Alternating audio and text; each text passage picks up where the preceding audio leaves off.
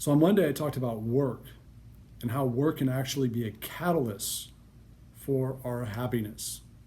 In other words, when we focus on the positive elements of work, utilizing our skills, chasing goals, and actually connecting with fellow human beings, we realize that we can actually find happiness in those things, and it can lead to a happier life overall. One of the areas that I think makes work difficult is the amount of information.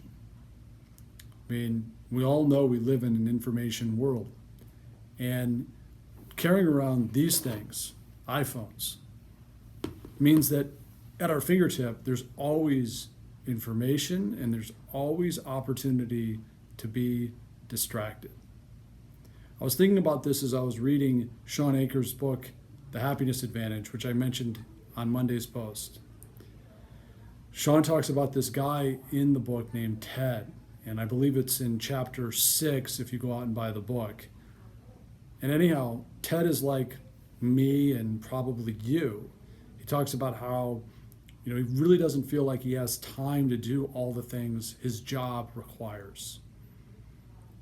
And as Shawn Achor kind of digs into it, he finds that Ted starts his day reading the news, scanning the headlines, but inevitably finds himself clicking through. At some point through the day, he'll check his social feeds, spend, what he feels like is a few minutes on that, but that turns into extra time. And you know where I'm going from here. And oh, wait up, I just got a notification on my phone. Well, not really, but we'll get to that in a second. See, there's all these interruptions. There's all these things that we're doing one task, then we got to stop, recalibrate.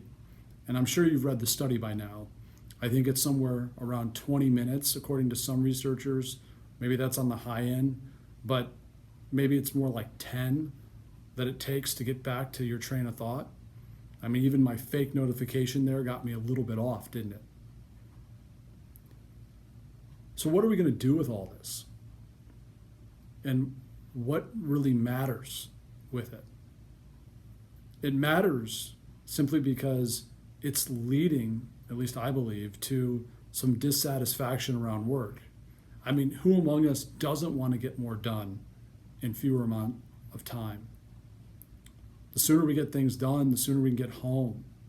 The sooner that we get things done, the sooner that we can spend time with our kids.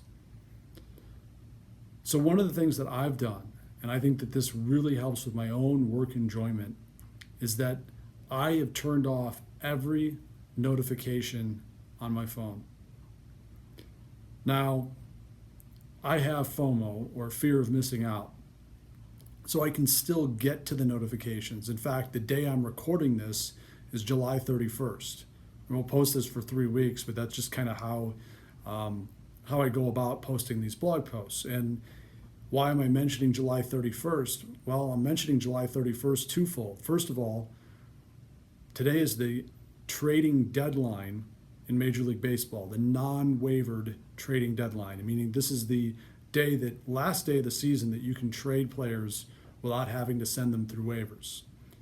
And as a lifelong, diehard Chicago Cubs fan, sorry, John, I'm kind of curious what moves the Cubs are going to make. In fact, I'm holding my breath because I kind of don't want them to make any more moves. By the time you see this video, you'll know what happened. But anyhow, my phone is connected to a lot of the sports sites. That has nothing to do with work, admittedly. And so when a sports app sends a new notification, I used to get a vibration in my pocket or hear the vibration, on the desk. And I'd be, whoa, what was that? Did the Cubs just make a trade?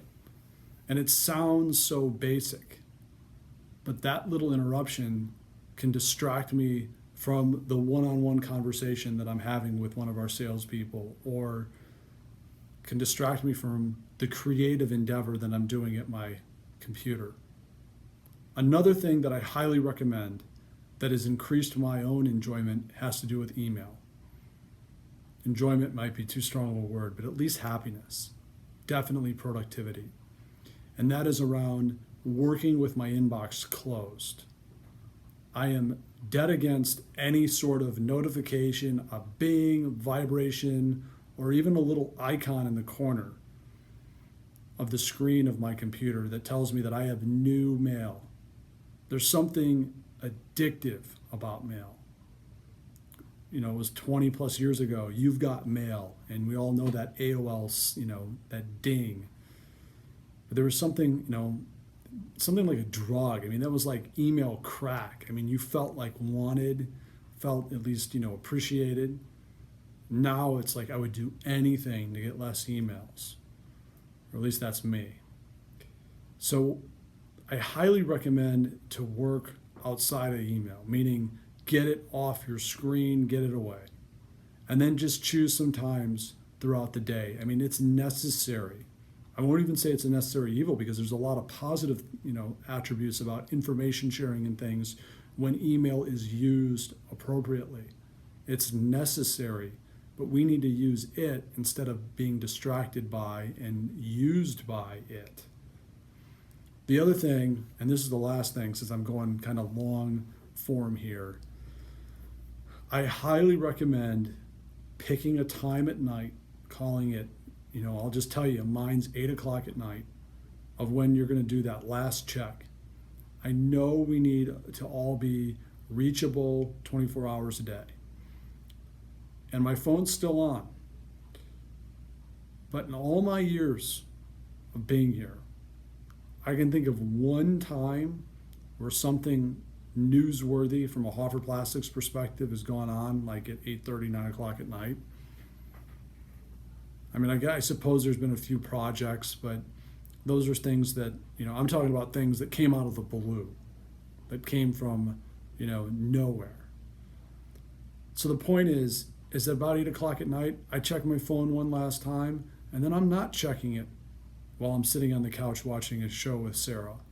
I'm not checking it before I get into bed.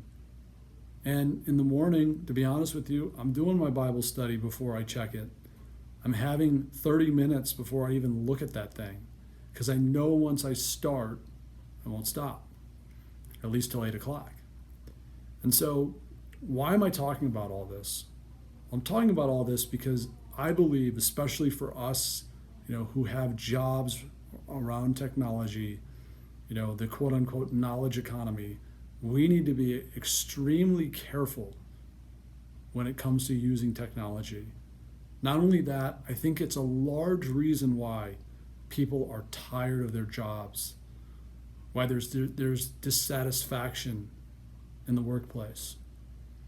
In a lot of cases, it has very little to do with the job itself, and more to do with all this stuff, the incessant messaging, the incessant being connected, always being on and never being off. My challenge, first for leaders, is to find times to be off. And we could go in many different areas with that, with regards to vacations and getting away completely. And I'll save all that for a different time. But on top of that, as leaders, we need to set up systems that allow our teams to be off. We need to care for the full human being, care for them, help them be off, and then maybe we'll start seeing some of the positive attributes of work, and thus realizing that it is a catalyst to utilize our gifts, our skills, and connect us with human beings, all things that again lead to happiness.